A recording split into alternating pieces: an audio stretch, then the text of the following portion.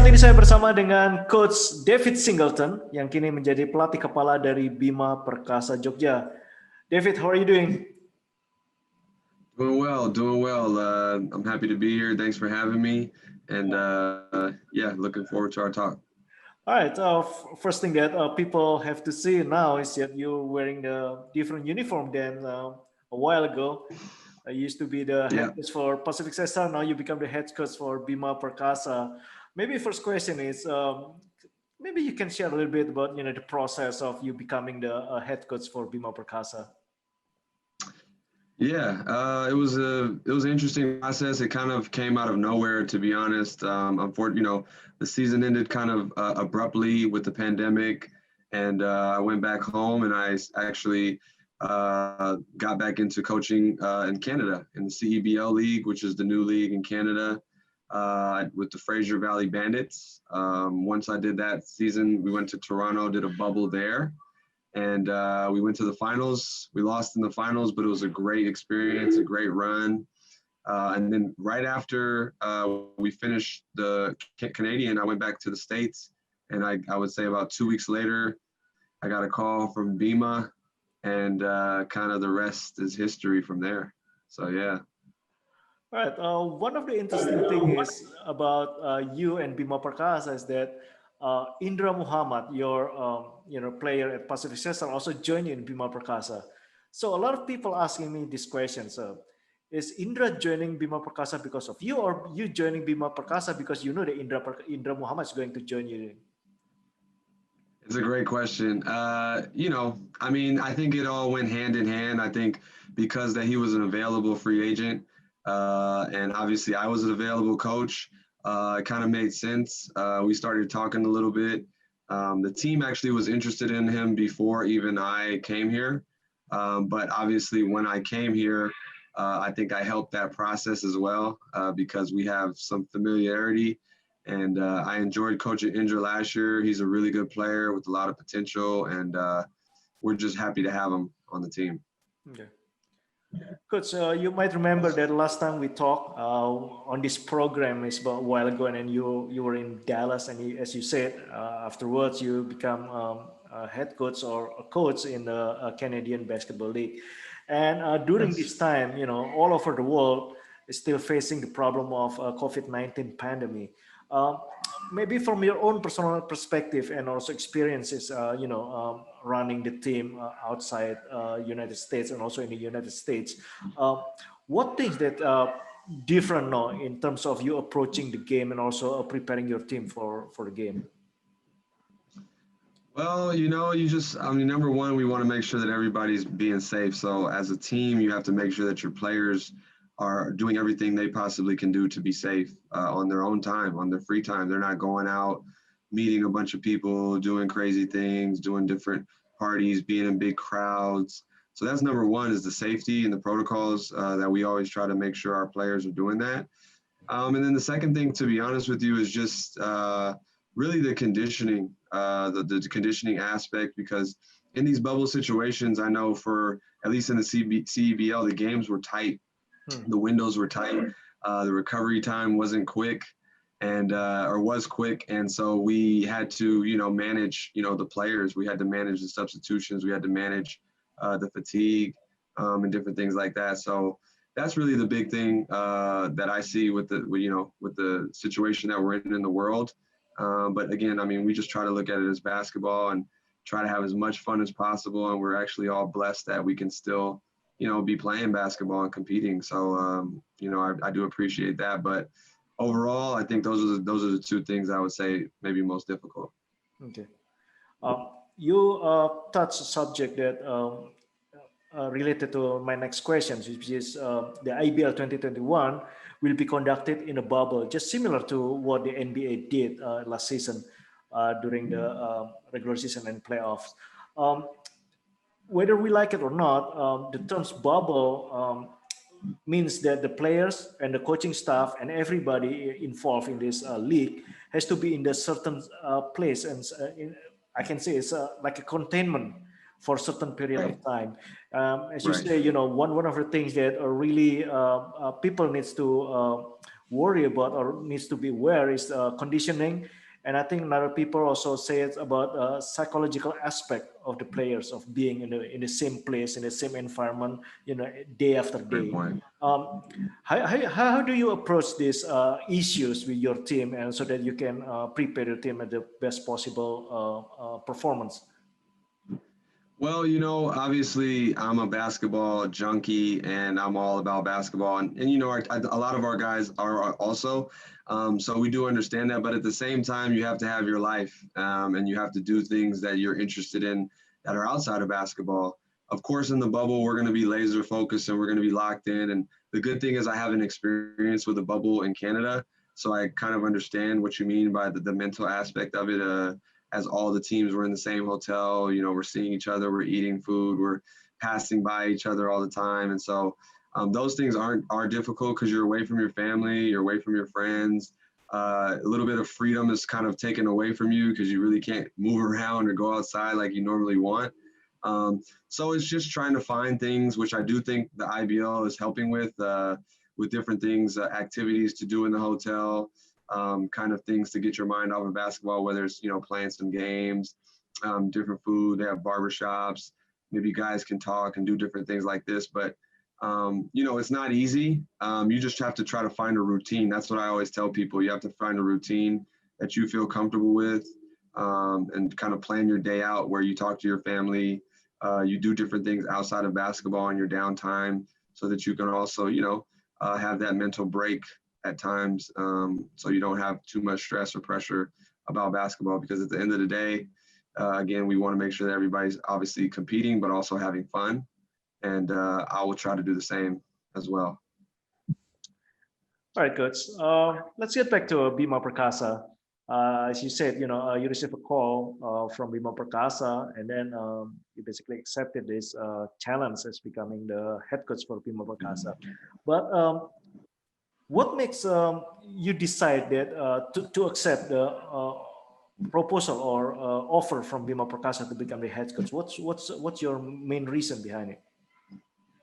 Yeah, it's a good question. I mean, I think we both had mutual interest. What it started with them, reaching out to me and obviously telling me that, they liked what they saw last year and, in Pacific, and as obviously what I was doing with the team and the players that I had. And they wanted something fresh. They wanted something new there. They wanted a new voice in the locker room and within the organization. And so, I also had questions for them, and they were very transparent in what they were telling me, from Mr. Eddie all the way to Tiwi and everybody in the front office, just talking about how they want to kind of change the narrative, and they want to, start moving Bima Perkasa in a different direction. They've struggled in the past. They've had some bad luck as well in the past. And what I see is the vision that Mr. Eddie has, just to be better and to get better and to kind of bring a different type of feel and a different type of momentum into the basketball in Jogja. We want to create something here in Jogja that's kind of special. And we got to, I think they're all in. And so that kind of sold me because I can understand the vision. We kind of have the same mindset about how to build and grow a program, and I think we're starting a very good relationship right now, and they've given me a lot of support, and so I think right now I really like their vision. Yeah. Okay, so now let's talk about the players at Bima Perkasa. We mentioned Indra Muhammad before, and also people has, especially Bima Perkasa fans, will always remember the other two players that become the household name for Bima Perkasa. One is Nuke Saputra, and the other is Galank Gunawan. Is just rejoined the team back in Bima Perkasa. Could you comment a little bit about, maybe a little bit more about Indra Muhammad and then Nuke Saputra and also Galank Gunawan in terms of how you prepare this team for the IBL 2021? Yeah, one thing, we try to do early here is establish our system. Again, we don't have the most time, but we do have some time to prepare. And we're different from last year. The coaching staff last year, they had a different system, which was not a problem. It's their own style, but I like to get the ball moving up and down. I like to play with tempo. I like to play fast. And I think that this suits this team with the guards that we have and the roster that we have. And one thing, like you asked about Indra, is he can play that style. He's very fast. He's very athletic. He's good in transition, and he shoots the ball well. And that's kind of how I play with space and pace. And he really fits that mold for me by playing defense and offense. He's a two-way player, in my opinion. So he really fits, and that's why we wanted to bring him here. And it helps me with my transition as a coach as well with this team. At the same time, me getting players like Nuke, inheriting players like Nuke, who also has a tremendous skill set, which he can score. He can score the ball. He's a natural scorer. And obviously, without imports this season, that's going to be very helpful for us, and we need it. And at the same time, he can guard. He's very competitive. He has a lot of, spirit in him. And I think that he's going to do well within our system.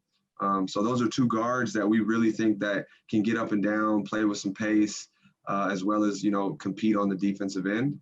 And then obviously, we all know the last guy, Galank, which we're very happy to have, somewhat of a bruiser, somewhat of a strong force inside, which we need here.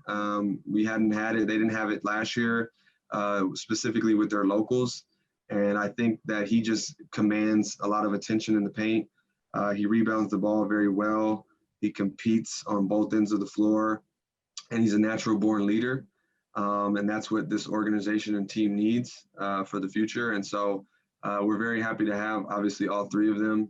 And I think they all fit within our system well. Obviously, Galank being the inside force, and then, the other two being able to play on the outside. Coach, maybe one other name that we want to follow up is Yanuar Priasmoro. Can you give us a little bit update about that Yanuar situation right now with Bima Perkasa? I actually don't have much for you. I know of him and I know about the name, and I know about his history in the past. But currently, he is not with us. So I believe he's still recovering. I believe that he's still working his way back. But as of right now, I am very unclear on his, absolute situation. So for right now, I'm not sure. How about the one of the candidate of the Rookie of the Year last year in Tifan, Eka Pradita? Is he still one of the players that playing an important role for your system this year? Yeah, sure. I mean, this whole thing, to be honest with you, we're trying to rebuild something here. And so we have to really start from the ground zero because everything is new. I'm new, they're new to me. And so it's a lot of growing pains early on. And Tifan's still a young player, and he's learning on the fly. He's learning the system. He's learning how to be a point guard, to play multiple positions, and he's doing well. And I see the progress. He works hard. He comes in early. He stays late. So I see the potential there with Tifan. He has a lot of skill, and I like what I see so far. And I definitely see why he was a Rookie of the Year candidate, because it is there. The talent is there. We just have to continue to push him and mold him into what he wants to be. And I think Tifan has a bright future ahead of him, and we're very happy to have him. Okay. Coach, you already have 1 year under your belt as a head coach in the Indonesian Basketball League. With all your roster that you have right now, and with all what you've seen in your team, and also knowing other people and other players and other teams too, and we understand that the IBL 2021 will be played all by locals players. With all these conditions, with all these situations, what is your reasonable target for this team to achieve in IBL 2021? Yeah, that's the kind of the question we've been getting a little bit lately, and obviously we've had a couple different transactions on the roster, which is I feel that will help our team. But for me, I don't really look at it that way. I've been asked this question with past teams that I've had and different things like that. But right now, like I said before, this is a whole new experience for me with this team, as far as just coming into a whole new place and setting up a system and them learning me and me learning them. And so for me, it's just about getting better every day. getting better every day, enjoying the process, trusting the process, whether it's slow progress or fast progress, as long as it's progress. And I think, for us, we're just going to take it day by day. And I think hopefully that the results will come after that. But of course, we want to make the playoffs if we can. And I think we possibly have that shot. But for now, I don't want to put anything out there. I just want to take it day by day, game by game, man. That's what we're going to do. All right, fair enough, coach. Last question for you. How do you like Jogja so far?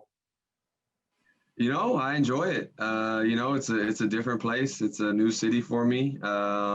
You can kind of get around pretty easy to every area in the city. And again, I haven't seen everything yet. I'm kind of laser focused in on the practices and the workouts and different things. I get my own rest that I need.